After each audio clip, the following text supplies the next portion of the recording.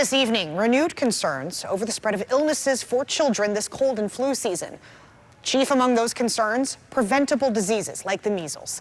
Data from the CDC showing there have been 283 cases of measles nationally this year as childhood vaccination rates have declined. And 42% of those cases, according to the agency, were in children under the age of 5. Dr. Chad Sanborn says areas like South Florida can be a concern, especially as travel picks up.